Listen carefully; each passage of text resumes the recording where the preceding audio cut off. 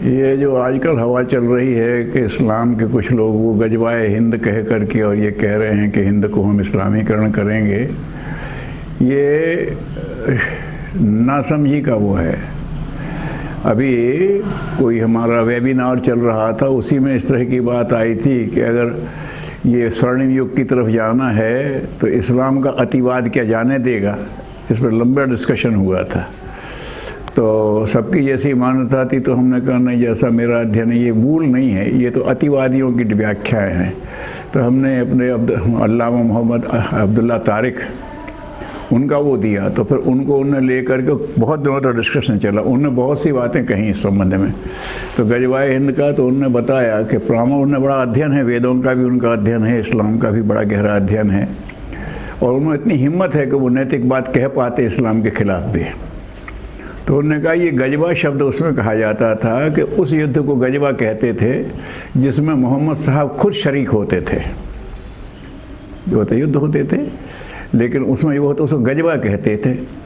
तो गजवा तो अब हो ही नहीं सकता कि मोहम्मद साहब शरीर हैं ही नहीं। वो अपने रहते तो उन्होंने कभी हिंद की तरफ रुख किया ही नहीं। वहाँ तो उन्होंने कुरीतियों से मुक्त करने का अभियान चलाया था। वहाँ जो अरब में था तो अरब को कुरीतियों से मुक्त कराने का कहा था। और वो जो माइट इज़ राइट हो रहा था, उन्होंने कहा नहीं, भाईचारे का धर्म है, इस्लाम भाईचारे का धर्म है। तो उसमें तो उन्होंने ये भी कहा है कि मैं हिंद की तरफ से ठंडी हवाएं आती अनुभव कर रहा हूँ, कि वहाँ से भारत से उम्मीद है। तो वो अगर उनका करें तो वो भारत को फतह की बात करेंगे। तो भारत में आक्रमण करना उन्हें तो कभी अपने शरीर रहते सोचा ही नहीं, वो उद्देश्य ही नहीं था उनका। अब ये जो अतिवादी हैं जो करने की बात कहते हैं, उन्होंने कुछ चीज़ों को कर दिया है अति करके अपने ढंग, जैसे काफिर की व्याख्या और जिहाद की व्याख्या अपने कर ली है। काफिर का मतलब, काफिर शब्द वहाँ था तो वहाँ तो कोई हिंदू था नहीं, उन्हें काफिरों से ये बात मत कहो। तो क्यों? तो यह अनास्थावान जो ईश्वर के नियम पर विश्वास नहीं करता। जैसे हमारे सत्संकल्प के पहला वो है, हम ईश्वर को न्यायकारी सर्वव्यापी मानकर उसके अनुशासन को जीवन में पालन करेंगे। और इस्लाम का अर्थ ही है इताअत और फर्मा बरदारी है। जो हमारा इताअत माने ईश्वर विश्वास, और फर्माबरदारी माने उसकी आज्ञा का पालन।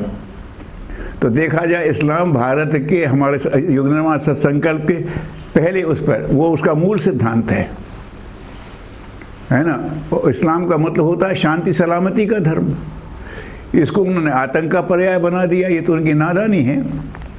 तो उन्होंने कहा गजवा तो अब हो ही नहीं सकता, क्योंकि जिसमें स्वयं मोहम्मद साहब शामिल होते थे वो है। अब अगर गजवा होगा, मान लो कि वो शरीर से तो नहीं है लेकिन चेतना से तो हैं, तो चेतना के रूप में आएंगे तो वो तो युद्ध यहाँ है ही नहीं, शरीर से तो वो कर ही नहीं सकते। अगर उसमें आएंगे तो वो विचार क्रांति की बात होगी। तो मोहम्मद साहब ने अपने समय में जो सिद्धांत को किया वो तो उसकी बात करेंगे, तो युग निर्माण से पहले वो तो युग विचार क्रांति अभियान में शामिल हो जाएंगे।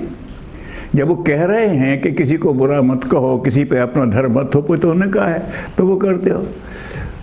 तो उन्होंने कहा जो अनास्थावान है वो काफिर है। और उन्होंने कहा कि जिहाद की ज़रूरत है, तो उस समय कोई हिंदू थोड़ी था वहाँ। जिहाद उन्होंने ये कहा है कि जब कोई अपने मद में आकर के निरपराध लोगों को अपना निशाना बनाए, उन पर आक्रमण, तो ये जिहाद है। धर्म के पक्ष में, अन्याय के पक्ष में खड़े हो जाना। तो वो तो झगड़ा बचाने के लिए उन्होंने कहा तुम ये क्या कहते हो, वाहियात बात है। तो वो चले गए वहाँ से उठ करके, जैसे कृष्ण वहाँ छोड़ करके द्वारिका चले गए थे। ठीक है, तुम देखो यहाँ। तो ऐसे ही उन्होंने किया है। वो करमवीर सुंदरलाल ने एक किताब लिखी है गीता और कुरान, पद्म भूषण मिला था उन्हें। तो उसमें उन्होंने लिखा उन्हीं स्तर में जैसे गीता कही उसी में ये कही है कि पहले समझाने की कोशिश की, समझ में नहीं आया तो उन्होंने कहा युद्ध करो।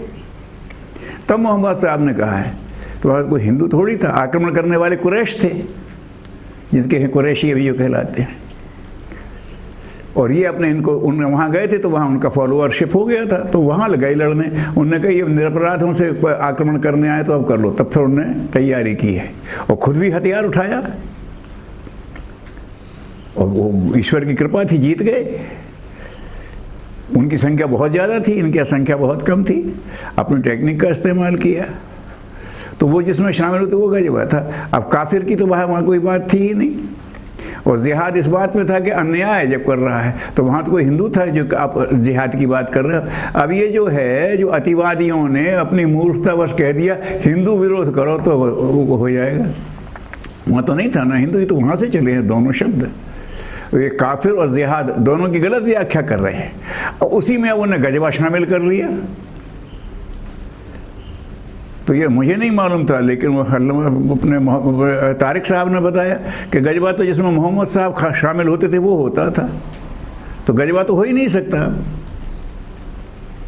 तुम अपनी महत्वाकांक्षा लेके उनको बदनाम करते, इस्लाम को बदनाम करते हो। मैं तो उन्होंने कहा, मैंने तो प्रश्न किए, पाकिस्तान वालों को भेज दिया, उनको तो कोई जवाब नहीं उनके पास। उनमें ये है कि नैतिक, बल्कि वो पूछते हैं कि तुम बताओ तो कि किस आधार पे कह रही है तुम इस्लाम को बदनाम करते हो। इस्लाम का सूत्र वाक्य बिस्मिल्लाहिर्रहमानिर्रहीम, शुरू करते हैं अल्लाह के नाम पर जो दयालु है, कृपालु है, दीन दयाल कृपा निधान, ये उनका सूत्र वाक्य है। शुरू करते हैं बिस्मिल्लाहिर्रहमानिर्रहीम करके शुरू करते हैं वो हर काम को। वहाँ तुम लोगों ने देखा होगा कि इस्लाम में 786 लिखा रहता है कई जगह, उनका पवित्र अंक मानते हैं उसे। तो कोई कहता उतना नहीं, हमने जब उसमें मालूम किया तो वो एक है अबजद, जैसे हमारे यहाँ जहाँ मंत्र के साथ तंत्र की बात आती है तो उसमें अंकों का भी कुछ हिसाब होता है। तो फारसी में 1 से 26 तक कुल अक्षर उनके हैं, मूल वर्ण अलिफ बे पे ते टे से 26 हैं। हर एक को ने एक एक नंबर दिया हुआ है, 1 2 3 4 5 6 7 8 9 10, फिर 20 30 40 50 60 70 80 90 100, फिर 200 300 400 500 600 700 800 900 1000, 26 होते हैं।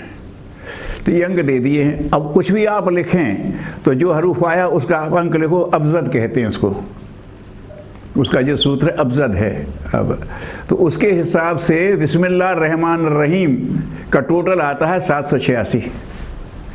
तो 786 लिखा है मतलब बिस्मिल्लाहिर्रहमानिर्रहीम लिखा है, ये मुसलमानों को भी नहीं पता है।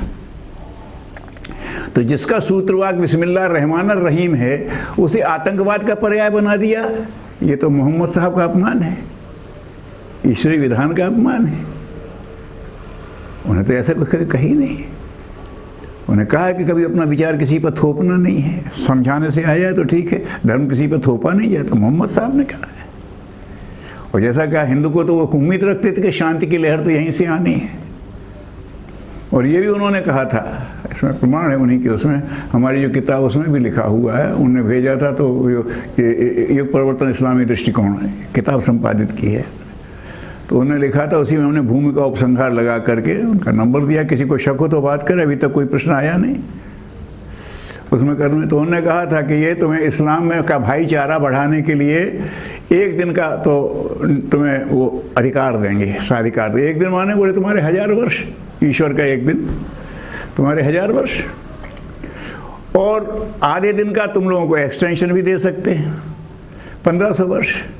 बस अगर तुम भाईचारे से बढ़ गए तो उनने तो बना लिया, हथियार उठा लिया, तो इस्लाम तो अपने उससे हट गया। उन्होंने तो कहा था भाईचारे से बढ़ाना है इसको, तो उन्होंने कहा उस वक्त तुम नहीं हुए तो उसके बाद फिर इस्लाम की शक्ति सिमट जाएगी, फिर दूसरे लोग एक्टिव हो जाएंगे, वो तुम में से नहीं होंगे, तुम उसमें शामिल हो सकते हो।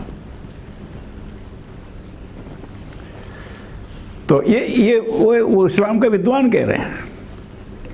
और जब उन्होंने ये बात कही तो 2-4 और इस्लाम के विद्वानों ने कहा बिल्कुल ठीक है, इसमें कहीं भी कोई प्रश्न नहीं उठाया जा सकता है। जब वेबिनार में उन्हें तारिक साहब ने ये बात कही तो 2-3 और मुसलमान के इस्लाम के बहुत बड़े, उन्होंने कहा बिल्कुल ठीक कह रहे हैं, इस्लाम की सही परिभाषा की है। अब दिक्कत ये है कि ये कहते हैं उनके खिलाफ वो, उन्होंने कहा वो फतवा दें। हाँ, हमने उनसे प्रश्न किया आप क्यों नहीं फतवा देते हो? फतवा माने वैसे होता है निर्णय, कहीं शंका है ये है कि, तो फिर वो कहते कि इसका सही ये है, तो भाई वो अध्यात्म के जानकार हैं। अब वो तो राजनीतिक उसमें दे रहे, आध्यात्म में कहीं पर अगर विसंगति है तो उसको वो कहते थे भ्रम है तो उसको दूर कर दें, उसका नाम फतवा था। अब जो मर्जी आए हमने फतवा दे दिया, इसको मार दो, ये है ही नहीं फतवेकार। हमने कहा तो हमने कहा तो कहना चाहिए कि ये गलत कह रहे हैं, हम सही कहते हैं, हाँ सामने करें हमसे शास्त्रार्थ, ये करने की ज़रूरत है, और वो होगा शुरू अगले दिनों। तो कहने का मतलब ये है कि जो परिस्थितियाँ होती हैं उनको देखते हुए स्वरूप बदलना पड़ता है। ये जो कहते ये हो जाएगा, सारे देश पे हावी हो जाएंगे, नहीं हो, किसी की ईश्वरीय योजना के विपरीत थोड़ी होगा। और जब वो बात थी तो हमारे लोगों ने कह दिया अभी शांत रहो, कुछ मत करो, भगवान का नाम लो। जब इस्लाम का बढ़ावा हो रहा था जगह जगह, तो उन्होंने कहा तुम कुछ नहीं कर सकती, तो इससे ईश्वरीय विधान है। इस समय भारत की, उन्होंने लिखा है अरविंद जी ने, कि भारत की आध्यात्मिक चेतना को सुला दिया गया था, क्योंकि भौतिक विज्ञान को उन्नति करनी थी। अध्यात्म विज्ञान के सामने भौतिकता को महत्व ही नहीं देते, वो विज्ञान विकसित कैसे होगा। और ये आज ही तो हमारा रिकॉर्ड कर रहे हो, और जो रेडियो, ये सब विज्ञान की देन है ना भाई, ये देना था। तो उन्होंने कहा भगवान, ये अध्यात्म के वर्चस्व में तो आदमी भौतिक शोध ही नहीं करेगा, तो उसको सुला दिया गया था। उस बीच में सारी शोधें हो गई, अब वो बहक रहे हैं, तो अब दिशा देने के लिए अध्यात्म को फिर जगाना है। तो वो समय आ गया, लेकिन वो समय तो हमारे हर उस समय संत सब आए, उन्हें कुछ मत कहो, कुछ नहीं कर सकते तुम, भगवान का नाम लो, आस्था मत डिगने दो। उस समय संत युग में हर क्षेत्र में संत पैदा हुए हैं। उनका विरोध करने से कोई फायदा नहीं, ईश्वरीय योजना चल रही है, भगवान का नाम लो, आस्था मत डिगने दो, हर तरफ वो संत वो कार्य। जब वो समय बीत गया तब फिर उसकी बात आएगी। तो ईश्वरीय विधान के हिसाब से भी चल रहा है, लेकिन अब ये तो आदमी अहंकार में आता है, तो काय का विधान, अरे क्या नहीं है, तो रावण अहंकार से कहता है ऐ कुछ नहीं होता है, अपने आप को मानने लगता है ना। उसका नाना समझा रहा है, उसको वो कर रहे हैं, ऋषि समझा रहे हैं, नारद, नहीं मानना उसे, मैं सब कुछ जानता हूँ। ये अहंकार में आदमी आ जाता है। वही कौरवों का है। भीष्म पितामह कह रहे हैं कि द्रोण कह रहे हैं ये गलत हो रहा है, विदुर कह रहे हैं कि ये गलत हो रहा है, गांधारी भी कह रही है गलत, नहीं मानना, तो भोगो फिर बाद में। तो औचित्य की बात हमेशा होती रही है। तो ये जो गजवा वाली बात जैसे उन्होंने किया था, ये भी इन्होंने उसी तरह की बात की। इस्लाम का उसमें नहीं है, और ये भ्रम जल्दी निवारण हो जाए। और जो इसमें रहेंगे तो ऐसे लोग, जैसा कि मैंने गुरुदेव का कहा था ना, कि उन्होंने कहा कि आप तो कहते हैं कि आप संख्या मत बढ़ाओ, वो तो संख्या बढ़ा रहे हैं। तो तारिक साहब ने वो भी दिया कि भले चाहे जितनी शादियाँ कर रहे हों, अभी देखो भारत में परसेंटेज है, बढ़ा नहीं है हिंदू मुसलमानों का परसेंटेज, प्रकृति अपने ढंग से नियंत्रित करती है। बड़ा सुंदर कहा, करें ये। उन्होंने कहा वो तो आप 4-4 शादियाँ कर लेते हो। उन्होंने बड़ी अच्छा तर्क दिया कि 4 लड़कियाँ 4 लोगों से शादी करती तो ज़्यादा बच्चे होते कि एक से शादी करना है। तो उन्हें तो खुद अपने आप कर रहा है फैमिली प्लानिंग। अगर 4 लड़कियाँ 4 लड़कों से शादी करती तो निश्चित रूप से ज़्यादा बच्चे होते। बड़ा अच्छा तर्क दिया उसने कि जो करने की बात है ये सब कुछ है नहीं। अभी तुम देख लो, फैक्ट्स ला के रख दिए आंकड़े, मुसलमानों का परसेंटेज बढ़ नहीं रहा है भारत में, यह है कर रहे हैं। तो उसमें यानी कि सावधानी बरतना है। हिंदू की जो सज्जनता उसको लोग दुर्बलता मानने लगे, ये कमी है। सिखों के उसमें भी वही हुआ था, लेकिन जब उठा तो उठ गया हिंदू। तो एक ही झटके में सब फिर मान गए, शांत हो गए। वो भी होगा। और कुछ जगह ऐसा हुआ है, हम ये कर देंगे वो कर देंगे, तो इन्होंने कहा तुम क्या करोगे, हम वहाँ से करते हैं, तुम्हारे दुकानों से खरीदना बंद। अब भूखों मर रहे हैं वहाँ, वो पश्चिमी तो कई जगह हो गया। तुम बहुत सकों से विरोध करोगे, हमें कुछ नहीं कहना तुमसे, तुम्हारी दुकानों से हम कुछ खरीदेंगे नहीं, तुम्हें नौकरी पर नहीं रखेंगे, जाओ। तो ये जो है प्रतिक्रिया होती है, तो ये गलत बात है, इसको जानना नहीं चाहिए, समझदारों को समझना चाहिए। और समझदार मुसलमान इसका खंडन कर भी रहे हैं।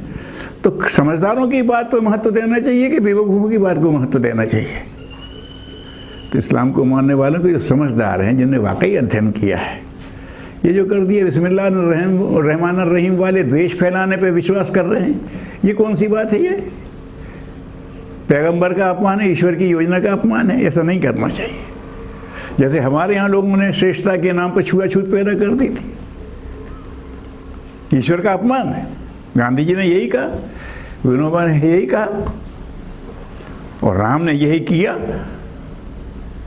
निषाद राज को गले लगा रहे हैं, शबरी को भावनी कह रहे हैं, तो कर रहे हैं। उन्होंने बराबर सम्मान दिया, उन्होंने तो वीरों के साथ प्रेम से रह रहे हैं। ये तो सब वही थे ना, आदिवासी लोग। तो सज्जन तो नहीं ये बात करेगा, इसी की ज़रूरत है। तो ये लोगों ने मिसयूज़ किया है, जैसे काफिर का और जिहाद के वैसे उन्हें गजवा उठा लिया है। लेकिन हिंदुओं को भी और मुसलमानों को समझ रहे कि ये तो तुम्हारी बात ही गलत है, ये तो संभव ही नहीं है। सही शब्द दो। तुम फिर ये कहो कि हम कहते हैं कि भारत में आक्रमण करना है, मोहम्मद साहब का हवाला देकर करते हो, ये गलत बात है। ठीक है।